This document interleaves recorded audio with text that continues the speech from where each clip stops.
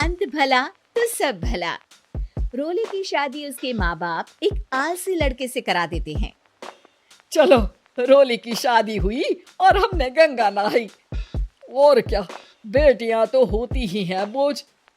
हाँ, पर अब क्या चिंता, उतार तो दिया बोझ तुमने, अब वो लोग समझे।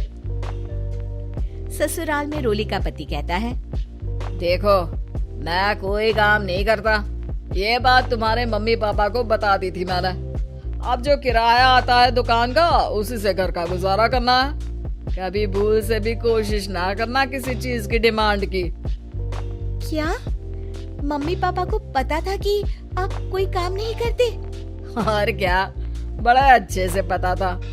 उन लोगों को तो तुम बोझ लगती थी, बोल रहे थे कि बस शादी कर लो और कोई मतलब नहीं है। रोली को ये सुनकर बहुत गुस्सा आता है, लेकिन करती भी तो क्या, क्योंकि वो जानती थी कि उसके माता पिता ऐसे ही हैं। जैसे तैसे रोली दिन काट रही थी। रोली को एक प्यारी सी बेटी होती है। धीरे धीरे वो बड़ी होती है और उसके साथ उसकी जरूरतें भी बढ़ती जाती है। सुनिए जी, अब तो सिमी बड़ी हो रही है, उसका स्कूल में दाखिला कराना है।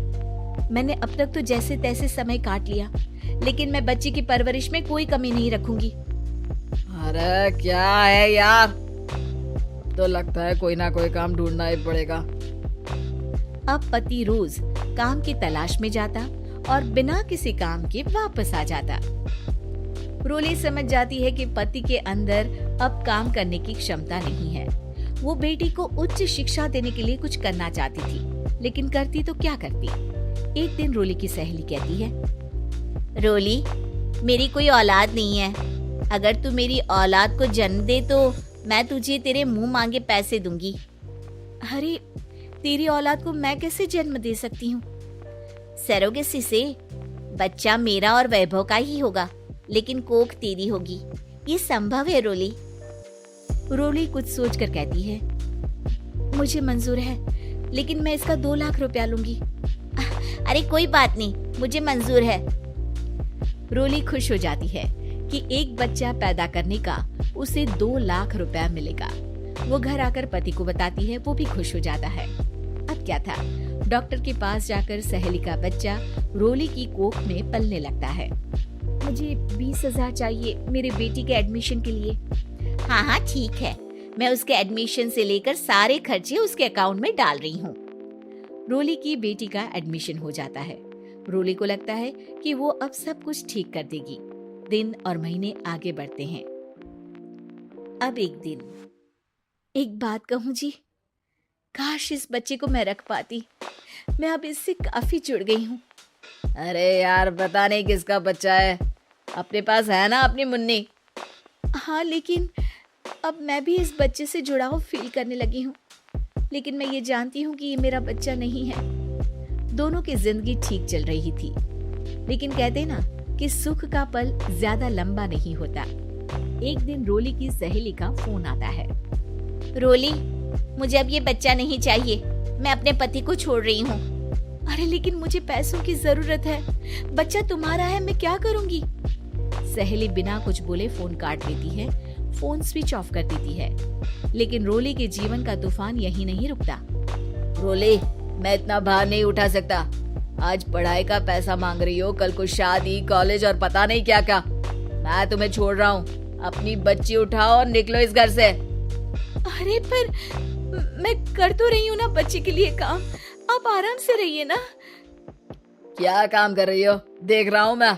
ये छोटा शहर है, यहाँ लोगों को बात बनाते वक्त नहीं लगता। तो मैं क्या करूँ? ज्यादा पढ़ी लिखी नहीं हूँ, कैसे घर के खर्चे चलाऊं? और आप तो काम करना ही नहीं चाहते। हाँ, ना चाहता हूँ और ना ही करूँगा। रोली को पति की बात पर काफी गुस्सा आ जाता है।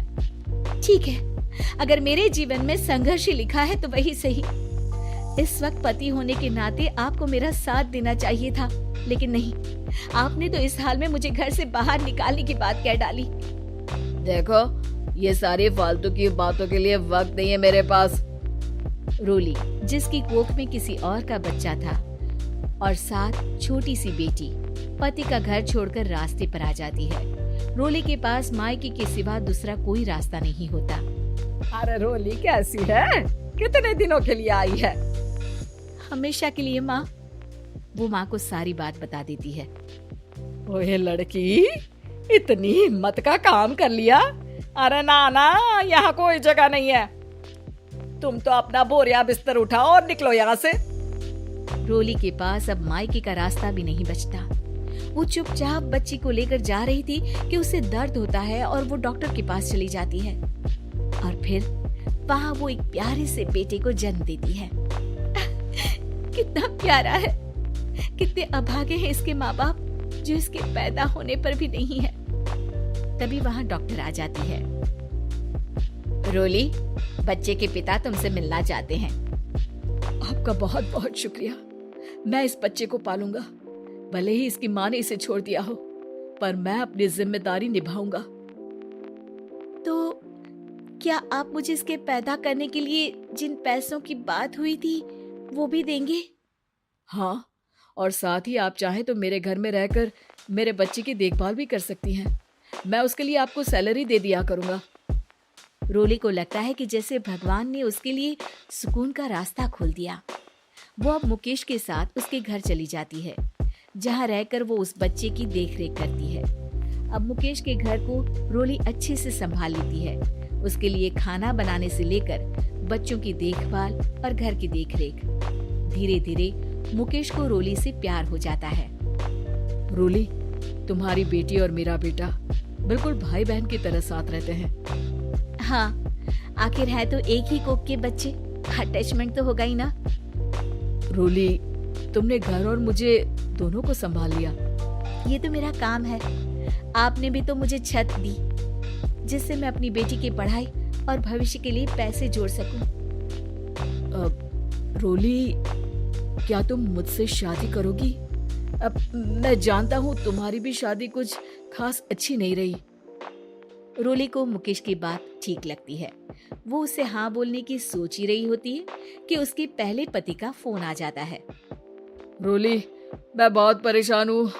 मेरा एक्सीडेंट हो गया है। मैं चाहता हूँ तुम वापस आ जाओ। रोली को पुराने पति की चिंता होने लगती है। वो सोचती है कि वो क्या कर रही थी।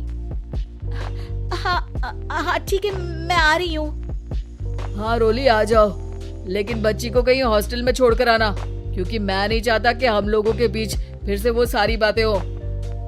रोली को समझ आ जाता है कि पति आज भी सुधरा नहीं है।